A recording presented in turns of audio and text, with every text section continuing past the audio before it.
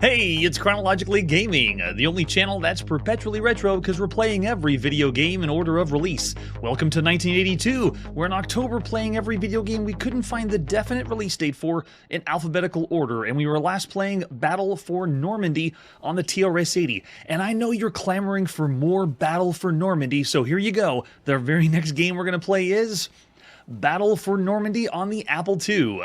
Let's check it out. The video on the left is Big Red 1, came out in 1980, and it is storming the beaches of Normandy, and that's what we're going to do in video game form here. Here's the box for Battle for Normandy. All the releases by SSI usually have the same box, and this one's no exception. Front of the box is the same we saw for the TRS-80. Soldiers are bursting through the monitor to storm the beaches of your living room or wherever you have your computer at the time. But very well done, love it. It gets me excited for some strategy games, not really super action. Here the Wargamer's Dream Package, 25 days on the northern coast of France, and the game does take place in 25 days, so 25 turns for you to finish and hopefully storm the beaches. There's some examples of screenshots. Now we get to see what the Apple II is like. Here's the other artwork we have for the Apple II version of Battle for Normandy. There's the 5 1/4 floppy disk, and that sleeve is the SSI sleeve. You never thought your computer could be this exciting. If you're into strategy games or war games, then this is the one, this is the way to go. Oh, I'm not sure, Pal Puck. You got to tell me exactly what you mean by the intro. Oh, that's really cool. We have the artwork of the front of the box just by itself. Make a poster of that. Love it. And there's an example of the screenshot. I know it's so crisp and clean, chiptune. I don't know if it's really from 1982, right? All right, let's pop in and play Battle for Normandy for the Apple II. This is again by Tactical Design Group, published by SSI at some time in October 1982. And this one I'm going to have to speed up just a little bit so we don't wait for all the load times. This one can take a little bit. So just like the other versions we played thus far, this is the 34th SSI game across all ports that we played here on the show, and this is the 4th that's been done by Tactical Design Group. There it is, D-Day, June 6, 1944. Let's go in the game. Do you want to play a new game? Yes, we do. This one is the 52nd strategy war game we've played on the show since the beginning of all video game time. Oh, I know, the box, Charlie, yes. Yeah, the big box. 11 by 9 dimension. I'll take your word for it. I haven't measured them myself. Do you wish to change any ratings or players? I'm going to say no for this time, but you do have the option to change difficulty of the German soldiers if you want it authentic, just like if it was the Battle of Normandy. So we got landing Omaha Beach. Hey, interesting. The TRS-80 was on one fixed screen, but look, this one is showing the different beach battalions. Screen to screen. There's the Sword Beach Battalion, and it's not happening on one screen. Do you want to drop the British Airborne Division? Yes. Yes, I do. I need all the help I can get. Do I want the U.S. 82nd Airborne Division? Yes. Yes, I do. And the 101st? Yes. Bring everybody to the beaches of Normandy. So now we can decide who's going to drop. You can see they have parachutes, better little characters for our troops compared to the TRS-80 at least. And we kind of saw this. The picture was on the back of the box. Yeah, this is all about the stats. That's right, Ubicore. And this is a lot of resources. It's a big resource-only game. I'm going to get our fast forward going because this might take a while. There we go. I think we're good there. Nice. Okay, so what we're going to do is decide how we want to distribute everything. For fuel, everything has to add up to 100%. So I'm just going to say for fuel, let's do 20% fuel. In general, I'll do 10%. And then combat, for this first phase, let's say 30. And then landing, let's make it 40. There you go. So it adds up to 100%. And now everything's coming in. I believe the German soldiers are coming in.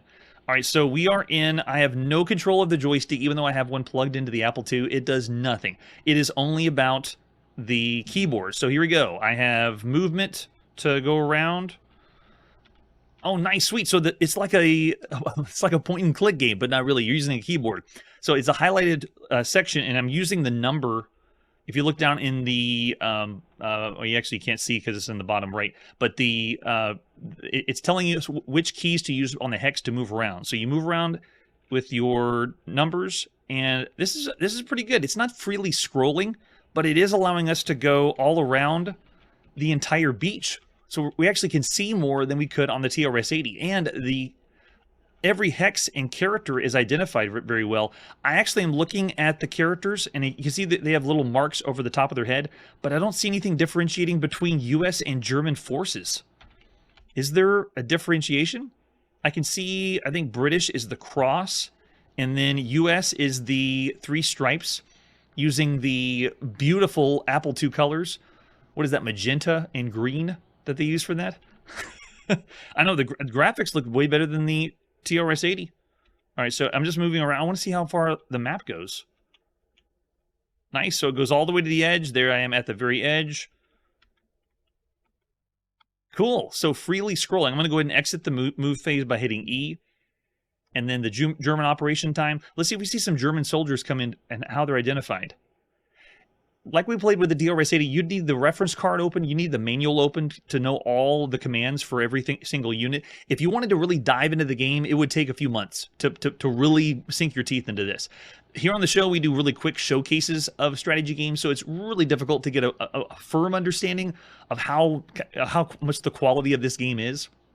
We're doing the best we can, though. All right, so there you go. I got more stats. Got to have the stats if you're doing strategy games. Weather's 44%. I don't know what that means. We'd have to check the manual. 44% what? It looks clear, though. And you can see fuel, naval, tactical, general, and then amphibian. Amphib is who's in the water. And there's no sound, too. There is sound on, but don't adjust your speaker. It's only my voice coming out right now. Do we want to save? No, we won't let save. All right, so it's still... We're June 6, 1944, and now we decide how we want to distribute again. I'm just going to go just quick, 10, 20, 30. I think that equals 100, right? Yeah, there we go. So interdiction phase. And you can play this with another person. So if you have someone that is really into war games, get them on this game because that's the better way to go. If you're trying to do the actual German forces and make it historical as possible, you're going to die. You're going to lose. I haven't known, from all the articles I've read, no one's really won this title. Well, I should say that on this port, yes, but on the TRS-80 port, I don't think anyone has won the TRS-80 version of the game. Oh, Rommel's issuing orders. We must stop him. Rommel, general of the German army, if my World War II history serves me correct. Maybe that's what it is, Palpuck. 44% humidity. How will that affect our soldiers? And I bet that's part of the game. They calculated in the humidity for how well we're going to do. So as you move units around the screen, when you do come across a German unit, you essentially just attack the unit based on whatever the stats are. You roll the dice, and then you decide who dies. So it really is... It's kind of a gamble. You are going to be using your intelligence of each unit, so you can drill into every unit and take a look at them. So notice the German units are moving, but I can't see the difference. They are represented down the bottom as GE for Germany, and then US will be US, and then British troops, I believe, are BR. So the computer is doing its turns now, and you can see how it's moving every character. You have a certain amount of movements and then attack. But the attack is just how much stats your unit has before it attacks the other one. And every time a unit moves around the screen, it's using up resources, and so you have to divvy up the resources for whatever. That's right, Manly. Is that a true fact, Manly? Are you just throwing funny things in the chat? Because I'm half wanting to believe that. Unless you are a history buff like me, I do love to know as much information as possible about World War II. Whoa, Manly. You need to put a reference in the chat when you throw things out like that. So we are playing this real time. Speed is not turned up, even though I have that little thing in the top right. I just turned off the notification, but this is playing real time. If you were playing this by yourself, this is how Germany would be doing their turns and their movement for their phase. So you'd be waiting for them to do their turns. Oh, I believe maybe that's the Germans. There we go. The tank there has an SS on the side of it. So I wonder if that's for the German troops. And as this is going on and the text is crawling on the screen, you need to be keeping notes. Have a notepad nearby, have that manual, have that reference card to effectively play the game right now. Remember, Manly, all these need to have references. You got to put the link of where you're getting all your historical facts. All right, so U.S. Beach Battalion. So we're back on. Am I in? Can I move now? Am I supplied? Air power. Nice. Naval power. Allied combat supply. Okay, so it's going through my stats now before I get to my phase. Defense level, 1 through 6. Sweet. All right, can I move? Does it let me go? U.S. Utah Beach. Oh my gosh, the Beach Battalion. The Utah Battalion's already defeated? That was 1 turn. Oh my gosh, this is brutal. It's going to continue to go, right? Yeah, advancing 1 hex. It feels like whenever the Germans are playing, the game's playing itself. And I don't think this game has where you can have the computer play against itself. All right, Omaha Beach is here. But, oh my gosh, a whole battalion's already gone in 1 turn? Well, you do need to study the manual and really know how to play the game to, hold back against Germany. But, wow, yeah, Ubicore, I'm amazed that in 1 turn we lost a whole battalion. That's crazy. Yeah, thanks, Hunter. Yeah, cite for all those sources, especially when... Yeah, chiptune, I can believe that too, if that is from Sesame Street. Right now in October 1982, if you were playing this and really enjoying this, hopefully finding another friend that wants to play with you, you would be big into the history of World War II, and so you would be scrutinizing the game on an historical perspective as well. Not so much to the point that you think of it as an educational title. You would be in your 30s, maybe 40s right now to really enjoy this in October 1982. All right, so what's our next move? Let's go. I want to get our... So we're going unit by unit or battalion by battalion, which is represented by the little troop there. So this is American, and SS is represented by Germany. And as you move around, you make the decisions to assign the resources and then hopefully win the day. Here on Chronologically Gaming, though, that's the only quick taste we're going to have for Battle for Normandy on the Apple II. I'm going to rate it the same thing that we did for the TRS-80, which is it is a better engine than it was for the other releases by the Tactical Design Group. That was David Landry and Charles J. Krogel Jr. that made up the rest of it. So of all the games you can play right now on home computers, this one's still very good. And I actually want to give this one maybe a slight nod better than the TRS-80 because of the user interface. That'd be a good idea, Hunter. Right now, cheats aren't super prevalent. It's more like poking, using code to manipulate the game, not have cheats embedded in the game. All right, so after Battle for Normandy on the Apple II, we're still going to see what's happening on Normandy with Battle for Normandy on the Atari home computer. This is our last release that was available for at this time in October 1982 or nearing the end of 1982. I'm going to lump them all together. The box should look exactly the same. There it is. Yes. Yes. And there we go. We even have a picture on the top left of the box showing us the Atari version. What else do we have for Battle for Normandy on Atari? We got an ad that you would have seen in magazines by SSI around the time, but this one is a little bit newer. This has some a few games that we haven't seen yet on the show. Yes, that's right. We're going to wait for that a lot longer. It is 1982. Nothing like that exists. If you had the tape version, yeah, you just flip it over. We played on the TRS-80, and you can play on the Atari home computer. Or if you have the 5 1/4 floppy disk, looks very, very nice. So this one, I have the reference card that you would have had for Atari. How you can load the game, it should be pretty simple for us, but at the time you would need to know some commands to load it up. And then we have the description of what the map is like. Oh yes, the map is larger than one screen, just like the TRS-80, and explains here the combat ratings. And then look at that, the unit roster. Nice for all versions, that's great. And then there's the map display on the Atari. You would have to have that by your side. The manual is like we saw on the TRS-80. This is the same one. TRS-80 and Apple II came bundled together. So I was breezing through the manual when we saw it on the TRS-80. So this one, I'm not going to see the whole... I won't scroll through the whole thing. It's the same manual. I also have a version that's translated in French, but we're going to pop in and play Battle for Normandy. Not in French. This is, again, by SSI at some time in October 1982. So now this would be our 53rd strategy war game we played thus far on the show. 53 strategy war games. There's a lot out there. It's still June 6th, 1944, D-Day. Okay, wow me, Atari. I want to hear something cool.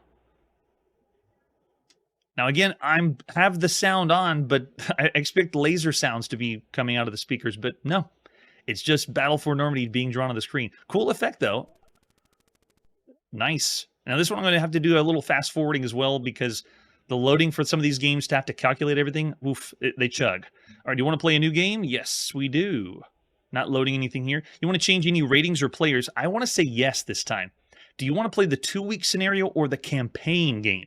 Let's try the 2-week scenario. Do we just hit T? Oh, yes, we just say yes. Because there's only 2 different scenarios. Do you want the computer to command the German forces? Now, here's where you can play with a friend. I'm going to say yes. I want the computer to command the German forces against my better judgment. And now you can select different ratings for the Allied players. So here's giving you a taste of what Battle for Normandy gives you for options. So I'm going to go ahead and say, let's do a combat, let's do 5. And we're selecting for each one. German players will do 5. So you can even do a little bit of handicap, maybe make the Germans way worse than you. Allied units leadership rating, let's do the historical. Allied is 5, so I'm following the reference that it says down below. And it says for German, we'll say 7. So they're giving Germans the edge, and I believe they did at the time. Allied amphibious supply rating, let's go with 100% historical supply. Yes, Hunter, you can. You can make yourself overpowered if you wanted to. You could totally swing it in your favor so you'd win. And this would be a cool way to practice. Allied tactical air power rating, let's go with 140% air power. And then naval power rating, let's go 140%. All this you're selecting before you play the game. Let's go with a German coastal defense, -4. Maybe we'll be able to get on the beach. Okay, and this was also for reinforcements. German reinforcement will arrive 4 turns earlier or 4 turns later. So let's say they just take a long time to show up to the party. Hey, Curtis, welcome. Yeah, it's just some more Battle for Normandy. This is the last version we're going to see in 1982. Do you want the German player to move on D-Day? Yes. Wait, no. German player? No. I don't want the Germans to move. And then the time delay loop, let's go with a 5-second delay. Ooh, nice. Look at the graphics on the Atari home computer. Utah Beach lands, Omaha Beach. We got to make sure Utah survives this time. So all the beach battalions are coming in. Everyone's landing. And I want to see how they present this because it has a lot to live up to on the Atari. The Atari has the game that Chris Crawford put out where you could scroll around on the screen, which is pretty cool. Oh, here we go. We get to drop, yes, drop everything. And look, they got a little United States flag. So even better graphics than the Apple II. Love it. Airborne unit drifted. Nice. Now for gameplay, a lot of the places I've seen where people have played it online, they usually play this version, the Apple or the Atari version of the game. So the Atari home computer version at this time would be the better one to play, at least when I see what other people play. All right, so let's drop there. You can see they give us symbols. Look at that. We get the swastika for the Germans. Epic. Okay, it's loading D-Day. I'm going to speed it up because it's going to take a while. There we go. And we're in really fast. Wow, look at this. So smooth scrolling. I'm using the Atari VCS joystick, and I am able to freely scroll around the screen. Sweet. And then while I was looking at the map, I can see all my units. Now I can decide fuel. Let's do what we did before. Add it up to 100%. I'll have general 20, combat 30, and just make it easy. Just has to add up to 100%. Okay, so now that we're there, it's going to start with the U.S. airborne divisions. So it's going through a little bit of the calculations to get the units in the right spot. And then we start to make our decisions. I know, if you think of this compared to other strategy games you can play on PC, it's a total culture shock. All right, Allied movement phase. So this is our move. Now, in the top of the screen, now you can see where I'm referring to how to move. You have to use the keyboard. But if I have... Can I move it with the joystick? Does it work? No, it looks like the joystick is only used to view the map. Yeah, so I'm trying... Yeah, all it is to view the map, which is cool. So you can look ahead freely, but then you got to use the keyboard to move around. So like if I want to go for the Germans, let's see if I want to go 2. And then can I go with an attack or fight or what's the... Oh, star. Does it work if I do that? No, it doesn't do that. Okay, so that I can move around freely, but I can't remember the commands. You have to have the reference card to go for a combat phase. So I'm using the numbers on my keyboard to move around. And I think I can hit E to end the movement phase. Yeah. And so what you do is you go unit by unit, telling them where to move and to attack, and hopefully hold off the Germans. Look how many German forces are on land. Do we want to save? No. No, we're doing terrible. All right, so let's do spread up our resources again. Just make it simple to add it to 100%. Yeah, the smooth scrolling is really impressive. Interdiction, let's do 20. I think that'll be all right. And now here we go. GE means Germans. Germans are doing their logistics phase. Let's see how quickly this one calculates based on the other systems. Compared to the TRS-80 and the Apple II, let's see if it goes even faster. Or I'm tempted to do a fast forward because it's already taking a little bit of time. I know we have the weather. And all these stats, they do break them down in more detail in the manual, so you have a better understanding. But this one doesn't have that many keyboard commands. So there is other SSI games we played previously that aren't as intuitive. This one's actually easier to pick up and play. The engine is a little bit better tweaked compared to Tigers in the Snow and Battle of Shiloh. But here, since we do only a showcase, these quick little peeks of what a game is like when you first were to play it at the time is really not enough for these kind of games. This is far too complex. Oh, look at that. Was that Rommel moving around issuing the orders? If he really was here. All right, so now German forces are doing their moves. And you can see how the combat works. When it comes to an attack, you just move into the space, and if you beat everybody, then you take over the space. Very, very simple. But this one's still more accessible than the other two versions. So it feels like we did the lower quality version on the TRS-80, and then got a notch above that on the Apple II, and then now we're on the primo release on the Atari. I'm not sure if anybody saw my presentation I did at Vintage Computer Festival Southwest, but I took every home computer and I rated, or I took all the games for every home computer and averaged them on each home computer, and then displayed which one is the top gaming computer right now in October 1982. And Atari, I believe, is number 2. The number 1 home computer, if you were to average out all the games you could play on it, is Apple II. And I think number 3 was, I actually don't remember. I have to look back for it. But yeah, the Atari home computer is fantastic. Oh, this does kind of look like the console version they put out on the Atari XEGS, which we're not going to see for a long time. Oh, thanks, Brian. Yeah, it was a lot of fun. And every time the computer moves, it's automatically selecting and scrolling on the screen to them. It's awesome. Yeah, this is going pretty quick. You would still, every turn, just bear this in mind, it's 25 days, I believe, where you have to be able to beat the Germans or get on land. And so in 25 turns, this is us acting out one turn. So just imagine the time it's going to take as you play it longer and longer. It's just going to continue to more and more. Oh, yes, Commodore's going up. Definitely, Charlie. Right now is not on the top 3. I don't even think it's the top 5, at least from the average of all the games you could play on it right now. All right, there you go. There's a quick taste of Battle for Normandy on the Atari home computer. Now, just like the other versions, it's better than the other releases that we've seen by Tactical Design Group. I'm going to go 4 stars and give this one the nod. This is excellent. For all the games you can play right now, strategy games, it's not the best of the best, but it's still very good. Excellent, excellent game. All right, with that, let's press forward and see our next game after this commercial break. Our commercial breaks take place in 1982. It sure makes my job a lot easier. There are more people in more places doing more things with Apples than with any other personal computer in the world. Apple computer. Never travel without the Apple.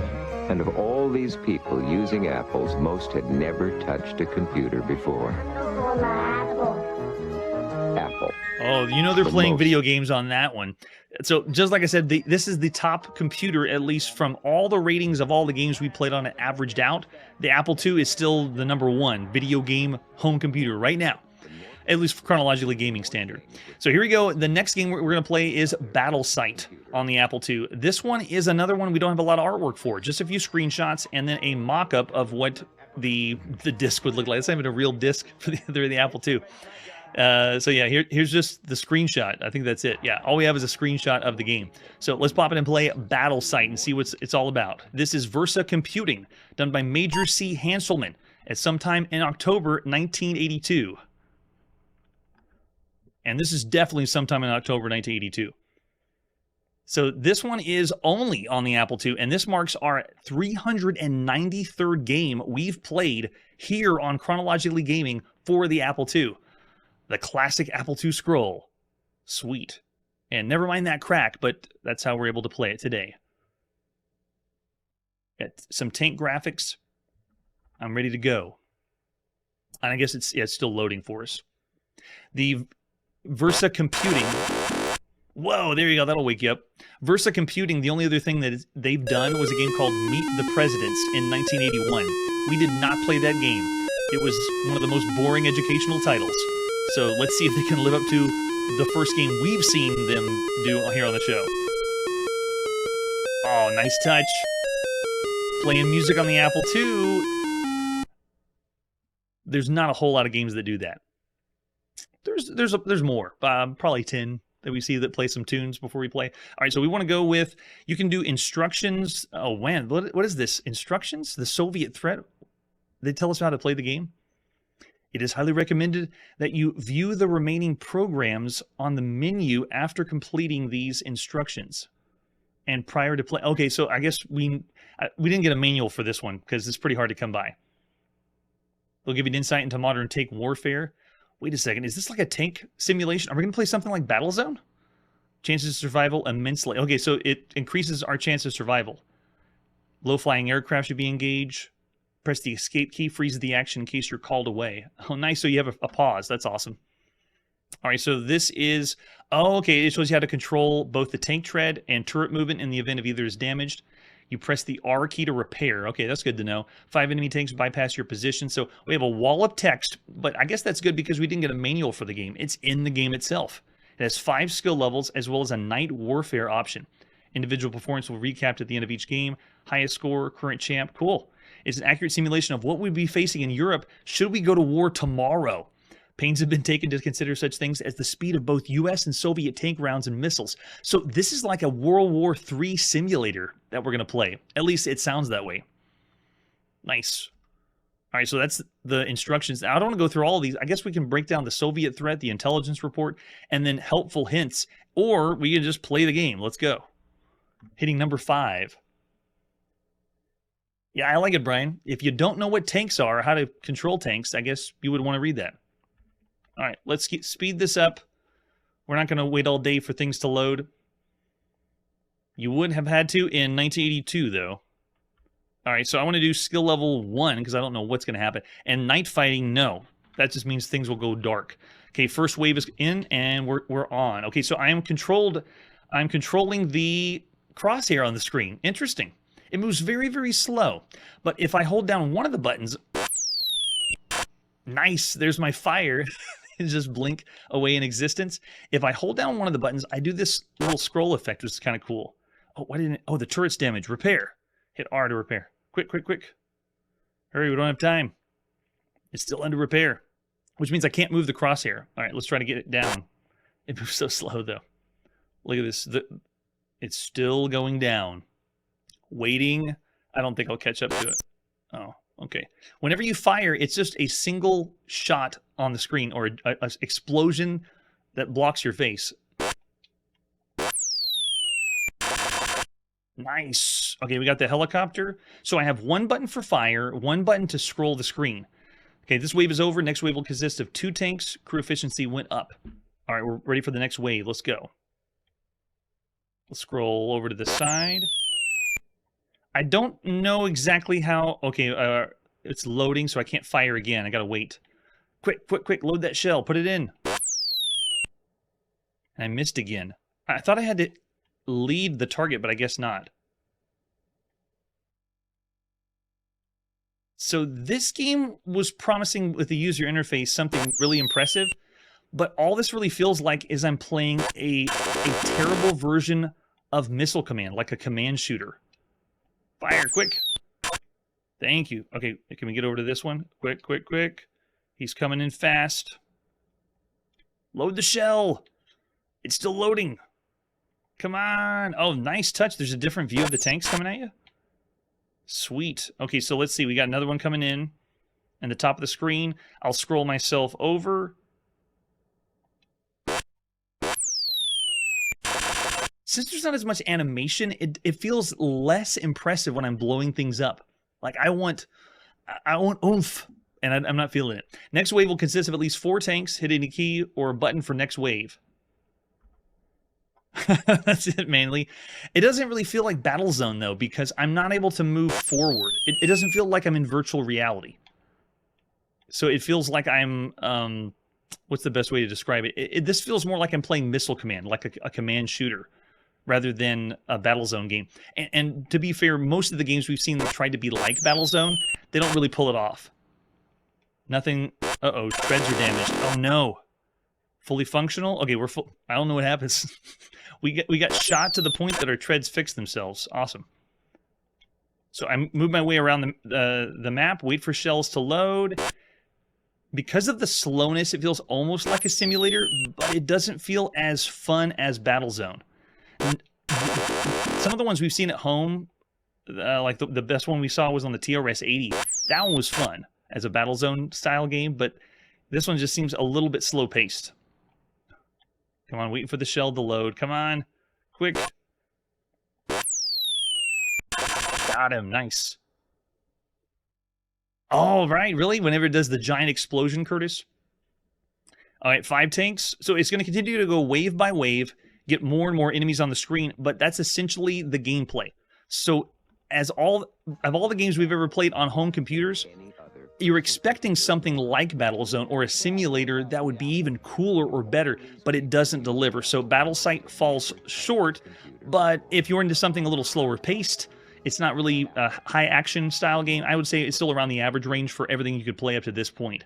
It is not Battlezone. However, it is the 53rd vehicular combat game we've played here on the show, and I'm going to call it a command shooter, like Missile Command. So this is the 38th command shooter we've played thus far.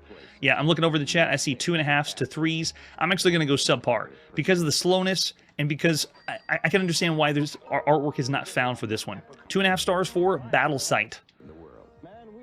There you go. All right, it's time to put the video game playing on pause. Every video game we come across, we rate everything here on the show. Come on the live show. Be a Chronologically Gaming influencer. Give me some ratings. Give me some what your experience would be like if you had played this right now in 1982. Is it a good game, average game, excellent game? Next time on Chronologically Gaming, we're headed to the arcade to see what all the buzz is about and see some more games released at some time in October in 1982. That's it for today, and like I always say, if it has a gun, it's a good video game. Hey everybody, thanks for checking out the channel and joining me on my quest to play every single video game in order of release. We'll be streaming live every weekday at 9 p.m. Central, so join us and let us know if we missed any games along the way. This video would not be possible without Launchbox, RetroArch, and MAME. Tell all your friends there's some crazy guy named Chronologically Gaming trying to play every single video game. We have links down below that'll send you to places like our Discord and Patreon, and one that says all the video games we've ever played. If you go there, it's a list of everything, and you can click right to the game you want to see. Chronologically Gaming is the name to look for. We are Perpetually Retro, and we will catch you next time.